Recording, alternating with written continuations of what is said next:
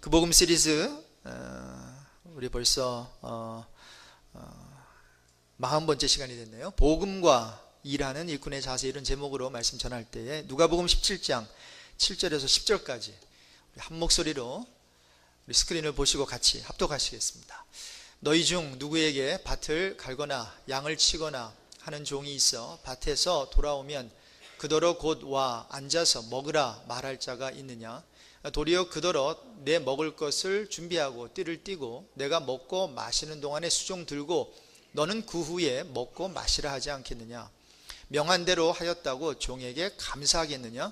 이와 같이 너희도 명령받은 것을 다 행한 후에 이르기를 우리는 무익한 종이라 우리가 하여야 할 일을 한 것뿐이라 할지니라. 3년 전부터 우리 교회는 10월 달에 주일 한 주일을 정해서 1인 1사역 주일로 지키고 있습니다. 목적은 우리 등록 교인들이 적어도 한 개 이상의 교회 사역을 감당하자 하는 데 있습니다. 제가 이 교회를 한 3년 반 전에 와서 보니까 교회는 작아도 큰 교회가 하는 모든 일이 진행이 되고 있죠. 그렇습니다, 여러분. 예배 드려야 되죠. 새벽제단 쌓아야 되죠. 교회 청소해야 됩니다. 미디어 다. 교회는 작지만 큰 교회가 하는 모든 사역을 다 하고 있더라고요. 자, 그런데 큰 교회에 비해서 일꾼이 턱없이 부족해요. 그래서 안 되겠다. 1년에 한 번 1인 1사역 주일을 만들어서 그래도 한두 명이라도 두세 명이라도 이 교회 일에 참여하게 되면, 그러면 1년 지나고 3년 지나고 5년 지나면 그래도 일꾼이 세워지지 않을까. 그래서 오늘 설교를 통해서 여러분 도전과 은혜 받으시고 아직 아무 사역도 하지 않고 있으시다면 아주 작은 사역 한 가지 이상을 감당하시게 된 여러분 되시길 바랍니다. 다시 한번 부탁드리지만 1인 1사역 그 신청서에 여러분 이름 그리고 원하시는 그 사역 체크업하셔서 모든 분들이 헌금하실 때 헌금함에 넣어주시면 고맙겠습니다. 1970년대의 정황입니다. 그때 한국교회의 정황을 보면 일꾼 세우기가 쉽지 않았대요.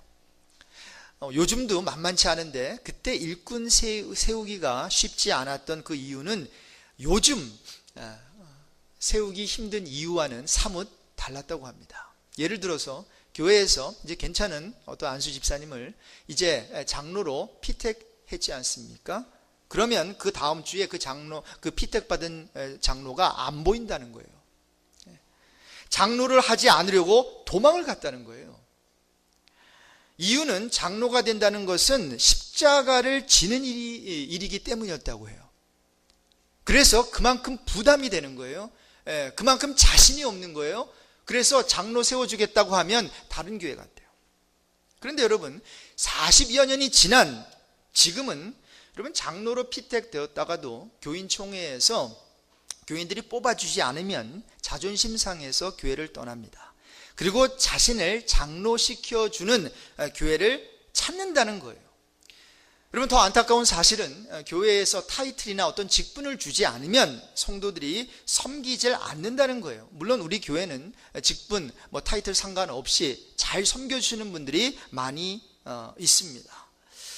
여러분 이렇게 교회의 거룩한 직분은 감투가 되어버렸어요. 이제 그 거룩한 직분은 권력이 되어버렸단 말입니다. 장로 권사의 직분이 그러하니 여러분 교회 목사 권력은 얼마나 더 커졌겠어요. 여러분의 문제만 아니라 목사인 저의 문제이기도 하다는 말이에요. 이런 주의 일을 감당할 때 또 나타날 수 있는 현상이 있습니다. 시기와 질투의 문제죠. 여러분 시기와 질투의 문제는 성도와 성도 사이의 문제만이 아닙니다.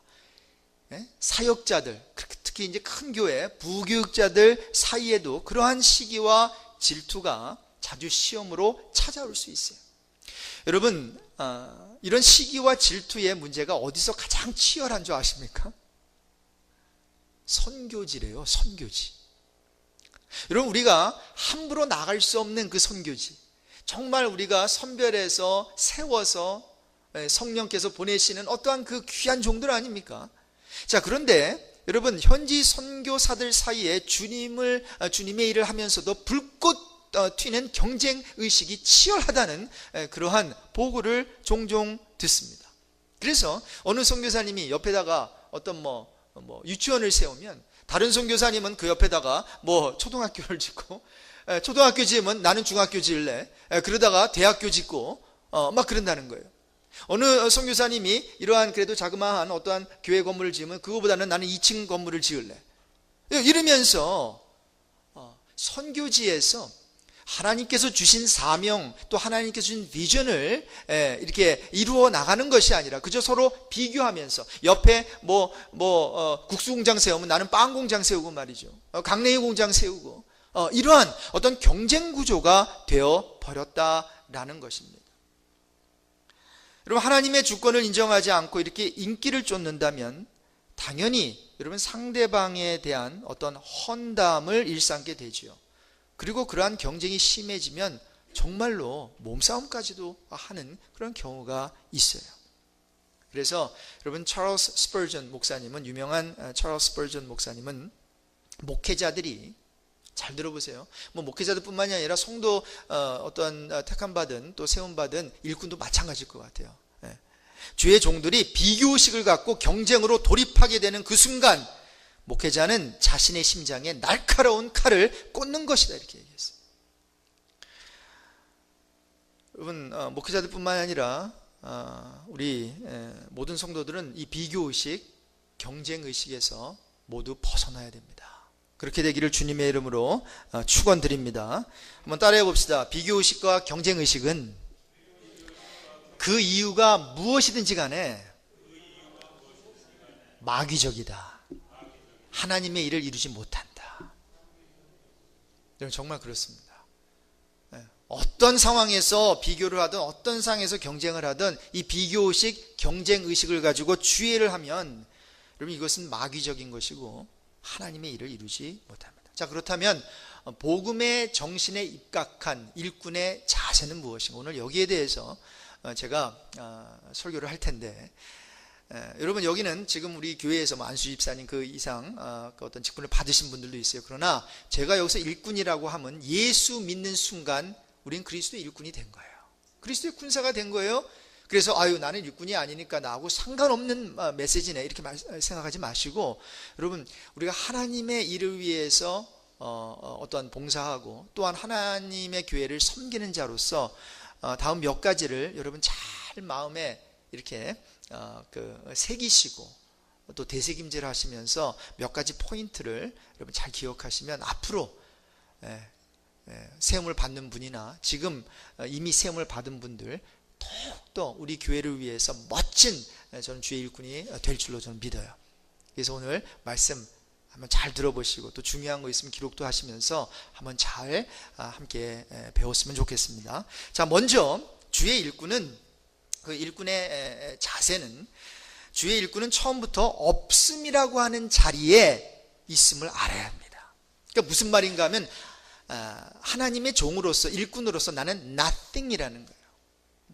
사실 오늘 본문의 그 스토리가 그렇거든요. 주의 어떤 그 종이라고 하는 것은 열심히 일하고 와서 이제 왔는데 주인이 먹을 거 있다고, 나 힘들어요, 같이 먹을, 이렇게 하면 안 된다는 거예요. 일하고 왔어, 그러면 내가 지금 밥을 먹어야 되니까 내가 밥 다 끝날 때까지 너는 나에게 시중을 들어야 돼. 그리고 명한 대로 하였다고 종에게 감사하니? 이 얘기를 해요. 자, 그러면서 한번 10절을 한번 읽어볼까요? 10절입니다. 같이 읽습니다. 이와 같이 너희도 명령 받은 것을 다 행한 후에 이르기를 우리는 무익한 종이라, 우리가 하여야 할 일을 한 것뿐이라 할지니라. 여러분, 종에게 감사하는 자 없습니다. 우리는 뭔가 감사를 받아야 된다고 생각하는데, 우리가 종인 이상은, 종의 어떠한 인식이 있는 이상은 감사하지 않아도 우리는 아무 상관이 없어야 되는 사람들이에요. 오히려 감사하는 게 이상해야 되는 거예요. 왜? 종은 그 말대로 종이니까. 여러분, 성경을 인간 중심으로 보게 되면 이러한 관심이 자꾸, 이런 데 관심이 자꾸 쏠리게 돼요. 내가 무엇을 해야 하나님이 기뻐하실까? 우리는 내가 어떻게 하면 하나님을 기쁘시게 하지? 이러한 어떤 생각을 하는 사람을 보면서 성숙하다라고 하죠. 기특한 성도네. 여러분 그렇게 말할지 모르겠지만 여러분 이것은 신본주의의 관점이 아닌 인본주의의 관점에서 나타나는 우리 마음의 어떠한 그러한 경향입니다. 성경을 하나님 중심으로 보게 되면 하나님이 인간을 어떻게 하나님 자신을 설명하시는가, 하나님이 인간을 통해 어떻게 하나님 자신을 설명하시는가에 관심을 갖게 되는 것이지, 내가 어떻게 하나님을 기쁘시게 할까, 이것부터 시작되지 않아요. 우리 기독교 신앙은. 여러분 자기 부인에 대해서도 그렇습니다. 성경은 우리 자신을 부인하고 십자가 매일 지고 주를 따르라고 했지요. 그런데 이 self-denial이라고 하는 것을 내가 무엇을 해야 하는 것으로 생각하면, 그렇게 생각하는 동시에 또 하나의 율법이 돼요. 그렇죠? 다시 한번 저와 여러분은 율법주의로 나아가게 되는 오류를 범해요. 자기 부인뿐만이 아닙니다. 전도를 해야 돼, 아니면 기도를 열심히 해야 돼, 성경 말씀을 많이 읽어야 돼, 주일 성수를 철저하게 해야 돼. 이 모든 것들이 내가 무엇을 해야 하는 것으로 생각하면서 이렇게 신앙생활을 하게 되면 이 또한 율법주의로 나아가게 될 수 있어요. 다 그런 건 아니지만. 자, 여러분 우리가 자기 부인 하니까 어떤 마음이 들어요? 그래, 나를 부인해야지. 그래서 이거 꾹 참아야지. 옆에 있는 사람 정말 못된 사람 한 대 쥐어받고 싶어요. 그런데 내가 참아야지 라고 생각할 수 있어요. 그리고 참고 나면 나 기특하네. 이렇게 생각될 수도 있거든요. 근데 여러분 이거는 성경이 말하는 자기 부인이 아니에요. 이건 벼르는 거예요. 이건 속은 푹푹 막 그냥 끓습니다. 벼르는 것이지 이게 자기 부인이 아니에요. 여러분 자기 부인이라는 것 자체가 뭐예요? self-denial, 없음이에요. 사라짐이에요. 그러니까 참는 것조차도 우리는 뭐예요? 할 수 있는 자격이 없어요. 뭘 참아요? 뭘? 무슨 말인가 하면 종인데 종에게 감사하지 않았다고 저 인간 봐라, 내가 그렇게 열심히 섬겨줬는데 땡큐 안 해? 참. 여러분 이게 아니에요. 없음인 나. 이 없음인 나는 뭐예요? 저 여러분은 원래 모래였어요. 원래 뭐예요? 흙이었다고. 흙. 아무것도 아닌 존재였어요. 근데 하나님이 생기를 불어넣으시니까 있음이 된 거지, 하나님 없으면 우리는 nothing이란 말입니다. 그래서 나는 흙이구나, 나는 없는 자이구나, 이러한 나 자신을 확인하는 것이 자기 부인이지, 어떻게 해서든지 자해를 해가면서 혀를 깨물어가면서 나를 부인하는 것이 자기 부인이 아니에요. 여러분 이러한 자기 부인은 다른 종교에도 많이 있어요. 여러분 그런 자기 부인 하시려면 불교 믿으세요. 불교. 우리 기독교는 그렇게 자기 부인하는 거 아니에요. 하나님과 나 사이에서 나는 흙이구나, 그분님께서 생기를 불어넣지 아니하시면 나는 아무것도 아니고 I'm nothing이라고 하는 자각이 자기 부인이에요. 물론 노력해야죠. 제가 이제 이런 설교를 자꾸만 하니까 그럼 목사님 노력하지 말라는 겁니다. 아닙니다. 노력 열심히 하세요. 어떤 분보다 노력 열심히 하셔야 됩니다. 여러분 새벽기도 쌓으시려면 빠지지 않고 새벽기도 하세요. 성경 읽으시려면 1년에 10독 하십시오. 그런데 그렇게 노력해 봤는데도 안 될 때에 결론이 어떻게 돼야 되냐면 아이고 나는 형편없는, 나는 안 되네, 그러면서 자포자기하지 마시고 하나님의 은혜가 없었으면 어쩔 뻔했는가를 고백하세요. 그것을 깨닫는 게 자기 부인이라는 거예요. 그리고 그것을 깨달았을 때 성숙이다라고 하는 거예요. 10번, 100번, 1000번 성경을 읽었다고 성숙한 게 아니라 그건 당연히 해야 되는 거라니까요. 당연히 해야죠. 종이니까. 하나님 말씀 묵상하라 그랬으니까 당연히 해야죠. 근데 안 하거든요. 안 할 때 어떻게 하겠어요? 이거 하나님의 은혜가 아니었으면 이거 어쩔 뻔했나. 그러고 나서 십자가만 꼭 붙드는 거예요. 그리고 뭐예요? 성경 읽지 마요? 아니요, 성경을 더 읽으려고 노력하세요. 그런데 의무감이 아니라 뭐예요? 감사하는 마음으로 하는 거예요. 여러분, 그러므로 신앙생활하면서 나는 해냈지롱 뭐 이런 거 있죠. 당신 못한 거 나는 해냈어. 나는 술 끊었단 말이야. 쟤는 아직도 코가 삐뚤어질 정도로 술을 마시고 있는데 쟤는 아직 못해. 저 사람 아직 못해. 나는 부인 된 거고 옆에 있는 사람은 아직 부인이 안 된 거야. 여러분, 이게 자기 부인이에요? 아니에요. 여러분, 만약 술을 끊지는 못했더라도 술을 즐기는 사람이 하나님, 저는 예수 믿고 난 후에도 술 하나 못 끊는 이러한 못난 자입니다. 이런 형편없는 그러한 성도입니다. 하나님 도와주세요 라고 한다면 이것이 자기 부인된 성도의 모습이다라는 거예요. 끊고 안 끊고는 나중에 나오는 거예요. 끊게 되면 할렐루야예요. 끊지 못하게 된다면 이 고백을 하셔야 돼요. 예수 믿고도 그거 하나 끊지 못하는 못난 인간입니다. 하나님 도와주세요. 그래서 무슨 일을 했다고 생색내는 것은 주의 일꾼의 자세가 아닙니다. 그럼 모세의 이야기를 아시죠? 출애굽 후에 약속의 땅 가나안을 코앞에 둔 모세에게 하나님은 어떤 말씀을 하신 줄 아십니까? 한번 읽어볼까요? 신명기 32장 48절 이하입니다. 52절까지 같이 읽겠습니다. 바로 그날에 여호와께서 모세에게 말씀하여 이르시되 너는 여리고 맞은편 모압 땅에 있는 아바림 산에 올라가 느보 산에 이르러 내가 이스라엘 자손에게 기업으로 주는 가나안 땅을 바라보라. 내 형 아론이 호르 산에서 죽어 그의 조상에게로 돌아간 것 같이 너도 올라가는 이 산에서 죽어 내 조상에게로 돌아가리니 이는 너희가 신광야 가데스의 무리바 물가에서 이스라엘 자손 중 내게 범죄하여 내 거룩함을 이스라엘 자손 중에서 나타내지 아니한 까닭이라. 내가 비록 내가 이스라엘 자손에게 주는 땅을 맞은편에서 바라보기는 하려니와 그리로 들어가지는 못하리라 하시니라. 그럼 40년 동안 광야에서 목이 고든 그 힘든 까다로운 불평 많은 이스라엘 백성들을 그래도 성공적으로 광야에서 고생하면서 인도한 모세. 여러분, 약속의 땅으로 들어갈 사람이 있다면 여러분 모세가 먼저 들어가야 되지 않겠냐고요. 그런데 너는 못 들어가. 그런데 거기에 대해서 모세는 토를 달지 않아요. 입이 새처럼 튀어나오지도 않고요. 모세는 축복하고 깨끗이 죽습니다. 어떤 목사님이 이 본문을 묵상하면서 하나님한테 굉장히 섭섭했다고 고백해요.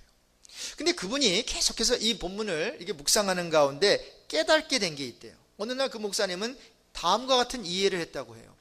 모세의 모든 공과 수고를 깨끗하게 보존하신 것이구나. 그러면서 그 목사님도 굉장히 규모가 있는 교회의 목사님이고 또 잘 알려진 목사님이신데 이러한 깨달음이 있었대요. 충성했지만, 공을 세웠지만, 굉장히 많은 업적을 이루었지만 저렇게 죽어야 하는구나. 마지막은 저렇게 돼야 되는구나. 여러분, 누가 이 세상에서 가장 아름다운 삶을 살았을까요? 정말 신문에 전면 기사를 하루도 빼놓지 않고 죽을 때까지 그 전면 기사를 낸다면 누구의 기사가 올라갈까요? 예수님의 기사일 거예요. 짧은 3년을 사셨지만 그 많은 사람들에게 임팩을 주시고 많은 병자들을 고치셨어요. 그런데 그의 결국은 어땠어요? 죽으셨단 말입니다. 그렇게 고귀한 삶을 산 예수님도 죽도록 충성하고 하나님께 복종했지만 많은 죄인들의 죄를 짊어지고 그렇게 십자가에 죽어갔다는 것은 그럼 많은 것을 시사하지 않아요? 저와 여러분들도 교회를 위해서, 주를 위하여, 하나님을 위하여 죽도록 고생했지만 결국은 어떻습니까? 알아주지 않더라. 나를 욕하더라. 이겁니다. 그러니 혹시 하나님의 일을 하다가 그런 섭섭한 소리를 들어도 아무도 알아주지 않아도 여러분, 나는 무익한 종입니다. 해야 할 일을 했습니다. 이렇게 고백하는 저와 여러분 되셨으면 참 좋겠어요. 복음주의에 입각한 두 번째 종의 자세는, 일꾼의 자세는 일을 할 때 결과를 내야 한다는 강박관념에서 벗어나야 합니다. 자, 그렇기 위해서는 하나님이 어떻게 일하시는지 볼 수 있어야 돼요. 여러분, 저와 여러분은 다른 일은 몰라도 주의 일을 할 때는 내가 내 일을 하는 것이 아니라 하나님이 하시는 일에 동참하는 거거든요. 이 의식이 굉장히 중요합니다. 내가 좋아하는 일을 하는 것이 아니라 하나님이 하시는 일을 하나님이 부르셔서 하나님이 나로 하여금 그 일을 하게 하시는 거예요. 자, 그러니 하나님이 기뻐하시는 일은 누가 준비해 놓으실까요? 하나님이 준비해 놓으세요. 내가 찾을 것도 아니에요. 내가 물론 헌신하고 다짐하고 하는 건 좋지만 궁극적으로는 하나님이 준비하시고 하나님이 세우세요. 그러니 조금도 조급해할 필요가 없어요. 여러분, 일꾼 없으면 일하지 마세요. 여러분, 생각해 보세요. 일하지 않는다고 지금 지구가 멸망하는 거 아니에요. 여러분, 당장 우리 교회가 일꾼이 없어가지고 만약에 못 세우잖아요. 그러면 큰일 납니까? 아무도 상관 안 합니다. 우리 외에는. 신문에 나오는지 아십니까? 콧방귀 낍니다. 여러분, 우리가 하는 일에 대해서 너무 그렇게 대단하게 생각하지 마십시오. 뭐가 대단합니까? 제가 이런 말씀 드려서 죄송하지만 여러분, 우리가 섬기는 교회가 그렇게 되지 않기를 바랍니다마는 문을 닫는다 하더라도 여러분, 하나님은 손해보지 않습니다. 하나님의 영광이 가려진다고요? 여러분, 이미 그런 식으로 영광 가려진다면 지난 3, 40년 동안 하나님의 영광은 수백 번 가려졌습니다. 여러분, 우리는 뭔가 굉장히 착각할 수 있어요. 뭔가 우리가 하는 게 굉장히 중요하다고 말이죠. 그래서 조급해해요. 여러분, 그러다가 일찍 죽습니다. 옆에 분들에게 오래 삽시다. 또 중요한 거는 옆에 사람에게 오래 살되 건강하게 삽시다. 여러분, 그렇게 하려면 교회를 할 때 스트레스 받지 마세요. 죄송합니다. 스트레스 가장 많이 받는 사람이 이런 얘기를 하니까. 근데 여러분, 스트레스 받지 말고 일하셔야 돼요. 목사건, 장로건, 권사건, 안수집사건 너무 그렇게 심각하게 생각하지 마세요. 여러분, 하나님의 교회입니다. 이 교회의 머리 되신 분은 누구예요? 예수예요. 예수가 이 교회의 주인이에요. 그러니까 누가 염려해야 돼요? 누가 걱정해야 돼요? 예수님께 다 맡기고 저와 여러분은 그 맡긴 자리에서 입 딱 다물고 자꾸 옆에 두리번 거지 말고 비교하지 말고 경쟁하지 말고 나에게 맡겨준 일만 하면 되는 거예요. 여러분, 달란트의 비유를 보십시오. 우리가 열심히 일은 하지만 여러분, 결과에 대해 너무 민감할 필요는 없어요. 하는 일이 옳다면 그 자체로 하나님 기뻐하시거든요. 그 달란트의 비유에서 이렇게 그 달란트의 스토리를 해석하는 그 해석을 제가 봤어요. 여러분, 5달란트, 2달란트, 1달란트 받은 그 종들이 5달란트 받은 자는 나가서 열심히 장사해서 5달란트 남기고 2달란트 받은 자도 2달란트 열심히 일해서 투자해서 남기고, 그리고 1달란트 받은 종은 그 땅에다 묻어뒀잖아요.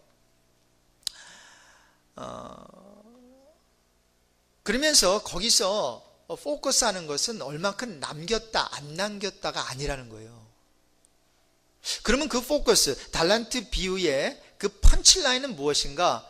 여러분, 장사를 했다는 그 자체가 뭐예요? 그 주인을 믿었다라고 하는 거예요. 여러분, 장사를 여러분 해보셨지만 저는 장사를 거의 안 해봤는데, 여러분, 장사를 할 때 리스크가 있어요, 없어요? 분명히 있죠. 비즈니스 연다고 다 잘 되는 거 아니지 않습니까? 자, 그러니 우리 주인은 내가 장사해서 다 날려 먹어도 나를 용서하실 분이야라는 확신이 있으니까 5달란트, 2달란트 받은 종은 장사를 했다라고 하는 거예요. 자, 그런데 1달란트 받고 묻어뒀던 자는 주인에 대해서 어떻게 생각하고 있었습니까? 아니야, 내가 장사하다가 다 날리면 날 죽일 거야. 바로 그런 고백을 합니다. 여러분, 달란트 비유를 읽어보십시오.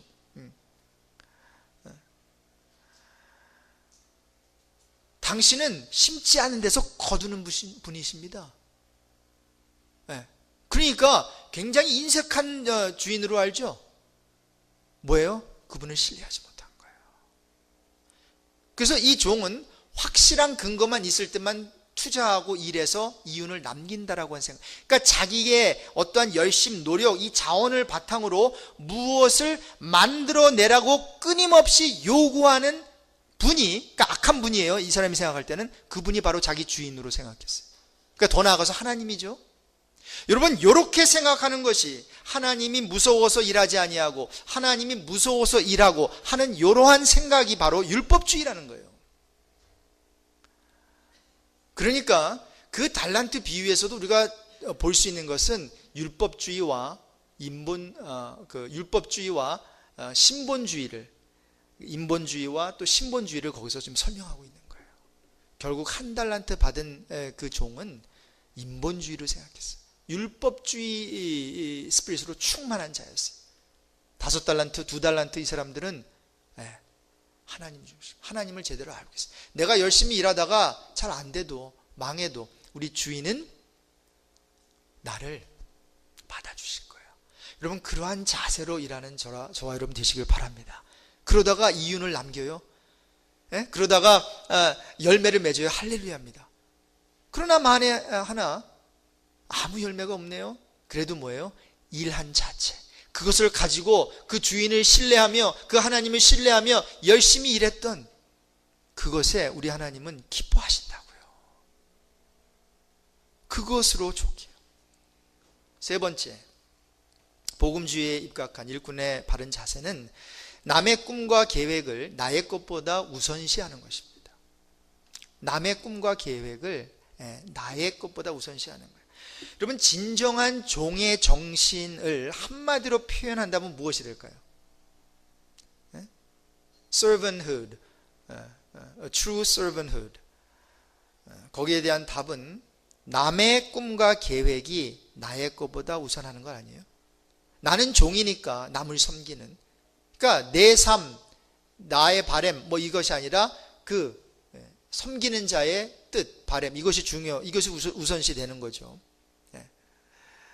자, 그래서 섬김을 얘기할 때도 상대방의 필요를 나의 필요보다 더 우선시하는 거예요.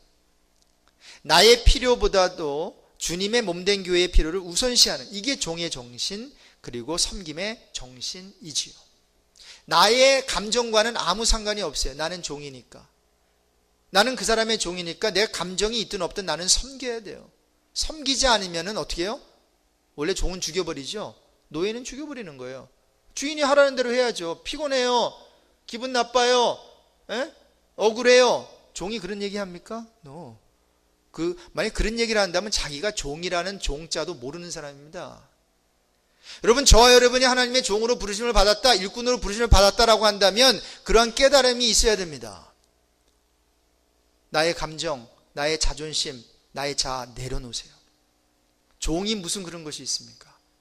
만약 그런 것이 남아있다면 하나님 아버지 앞에 무릎 꿇고 하나님께 회개하시면서, 하나님, 종으로 불러주셨는데 나는 아직도 이렇게 시퍼렇게 내 자아가 살아있어가지고 나의 감정대로 좋으면 하고 싫으면 하지 않고, 내가 좋은 일만 하고 내가 좋은 일 하지 않고.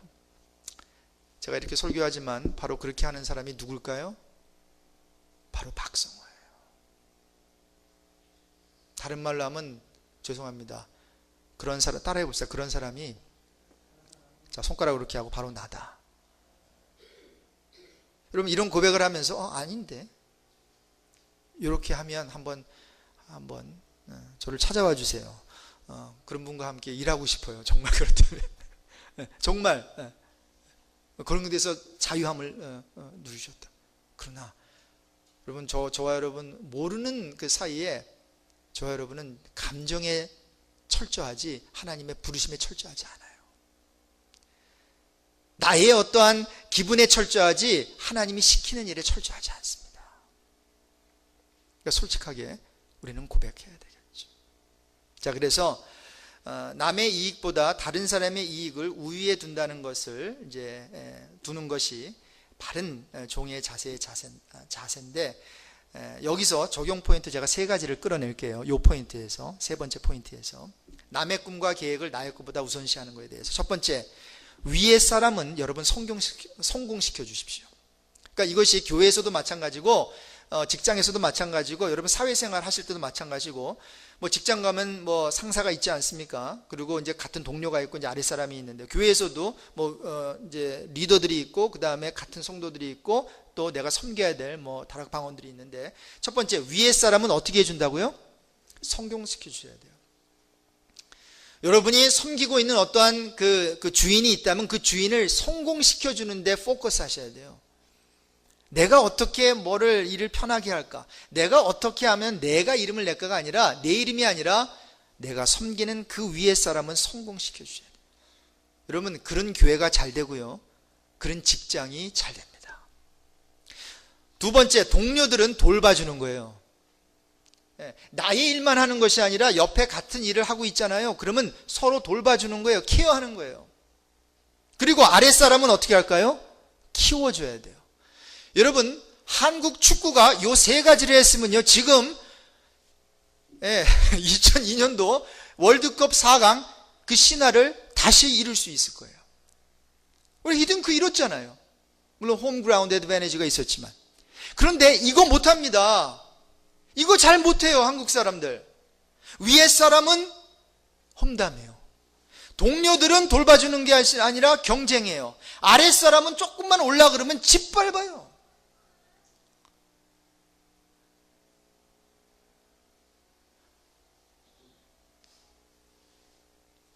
세례 요한은 그러지 않았어요.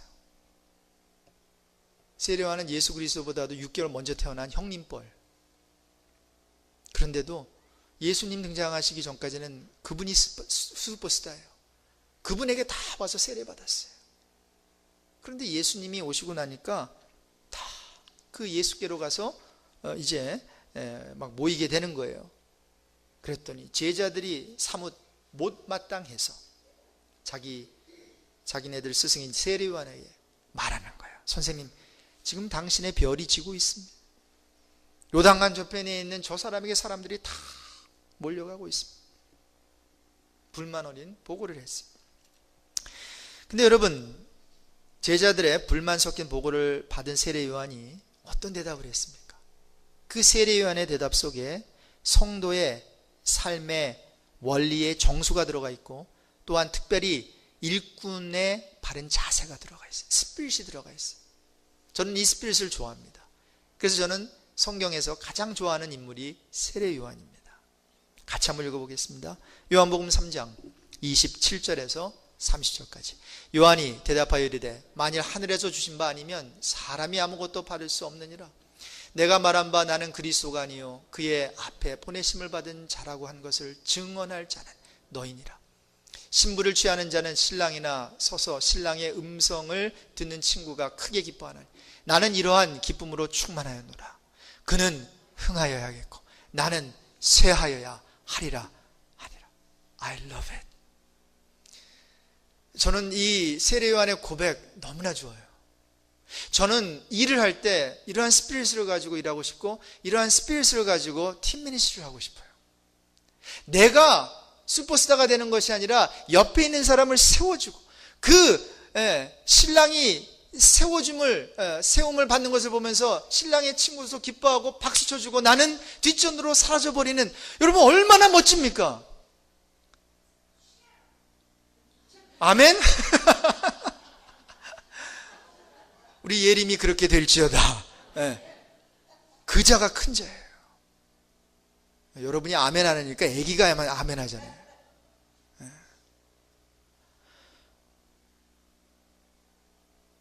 요한은 하나님의 주권에 대한 확고한 신앙이 있었던 사람이에요. 자기의 자리가 어떤 자리인지 정확하게 알았던 사람이에요. 여러분, 이러한 세례 요한의 같은 일꾼들이 우리 교회에 많아진다면 어떨까요? 일하는 분위기 어떨까요? 정말 신바람나게 일하고 싶지 않겠어요? 너무 멋지잖아요. 저는 저와 여러분이 이런 세례요한 같은 그러한 인물이 되기를 주님의 이름으로 축원합니다. 근데 문제는 세례요한 같이 되고 싶지 않고 예수처럼 되고 싶잖아요. 그렇죠? 내가 슈퍼스타.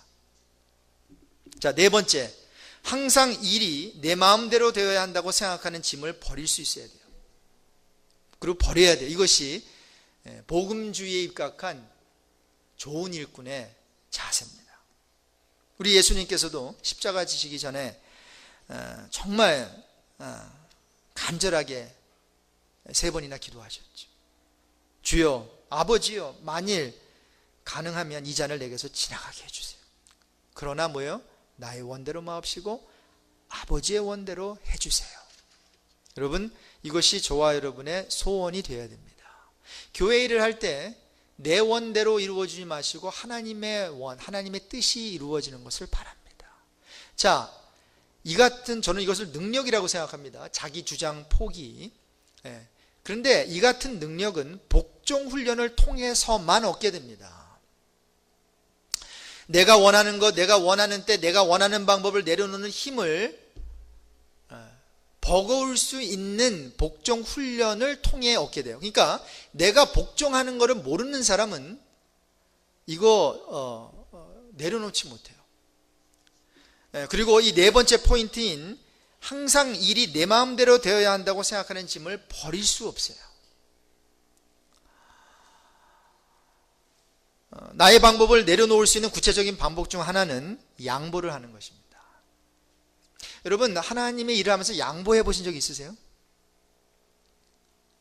한번 생각해 보세요. 아니면 여러분의 주장만 관찰시키려고 하셨나요? 그리고 관찰이 안 되면 여러분 삐지셨어요? 삐치셨어요? 자세히 한번 생각해 보세요. 교회 일은 양보를 많이 하는 사람이 생길 때 교회 일이 됩니다. 목사는 장로에게 양보하고 장로는 목사에게 양보할 때.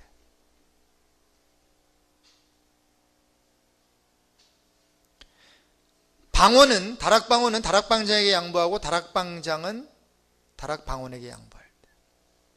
근데 여러분 아시겠지만 복종은 누가 하는 것입니까? 아랫사람이 윗사람에게 해야 됩니다. 그래야 복을 받습니다. 부모가 자녀에게 복종하는 것은 그것은 너무 못난 모습입니다. 무슨 말씀인지 아시겠죠? 자녀로서 나는 자녀이니까 아버지께 복종해야지, 어머니께 복종해야지, 이 인식이 있어야 됩니다. 여러분의 위치를 잘 아셔야 돼요. 우리의 위치를 잘 알아야 돼요. 내가 아랫사람이라 라고 하면 그럼 복종하십시오. 그 대상이 누구인지 간에 이 복종 훈련을 통해서만 나의 방법을 내려놓을 수 있고 양보할 때에 그 훈련을 할 수 있어요. 교회를 하다 보면 양보 절대 안 하는 사람 있죠? 일꾼 자격 없는 사람입니다. 근데 자기가 이렇게 패셔너하게 하는데도 내려놓을 줄도 알아요. 양보할 줄도 알아요. 여러분, 이런 사람을 일꾼으로 세우십시오. 앞으로. 그리고 그러한 사람이 되도록 여러분도 연습을 하십시오. 이같이 자기의 권리를 포기함으로써 얻는 자유는 끓어오르는 분노, 원망에서 저와 여러분을 벗어나게 해줍니다. 그리고 자기의 권리를 포기함으로써 얻는 또 하나의 자유는 여러분 악한 거래의 법칙을 깨트릴 수 있게 해줘요. 여러분, 그 악한 법칙 중에 하나가 뭔지 아세요? 당신이 긁어주면 나도 긁어주고 당신이 때리면 나도 때린다는 거예요. 여러분이 악한 이 어떠한 거래 법칙이 깨어지지 않는 한 교회 일 감당할 수 없습니다. 교회 일을 감당한다 하더라도 계속 부작용이 있고 잡음이 많을 것입니다. 결론적으로 한 가지만 더 언급하자면 일꾼의 바른 자세는 일을 위함이 아닌 주님을 본받기 위함입니다. 우리의 생각이 바뀌어야 됩니다. 하나님께서 우리에게 무엇인가를 요구하시는 이유는 어떠한 일을 시키기 위함이 아니라 주를 본받게 하기 위함이라고 하는 차각 인식이 있어야 됩니다. 왜 하나님께서 박성호를 목사로 불러주셨는가? 왜 여러분을 장로로 불러주시고 권사로 불러주시고 안수집사로 불러주시고 왜 성도로 불러주셨는가? 바로 어떠한 일을 하라고 불러주시기 이전에 주님을 본받으라고 불러주신 줄로 믿습니다. 그러므로 주의 일을 하다가 잘 안 돼도 내가 주님을 본받고 있는가?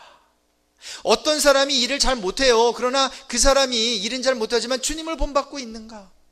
일만 맡겨놓으면 하여튼 일만 저질러요. 일을 더 만들어놔요. 그런데 그 가운데서 그 사람이 겸손해지고 있는가? 그 사람이 자기 자신을 깨닫고 있는가? 주님을 본받고 있는가? 그렇다면 하나님께서 그 사람을 일꾼으로 부른 충분한 가치가 있어요. 우리가 원하는 것은 결과로 나타나지 않는다 할지라도. 기억하십시오. 신앙생활은, 그리고 주님을 위해서 섬기는 일은 주님을 닮기 위한 끝없는 여정이라는 그 사실을. 여러분, 신앙은 사역이 아니라 주님을 본받음입니다. 1인 1사역으로 여러분을 초청합니다. 왜? 그 사역을 통해서 여러분은 일만 하는 것이 아니라 주님을 본받게 되는 것이기 때문에. 함께 기도하겠습니다.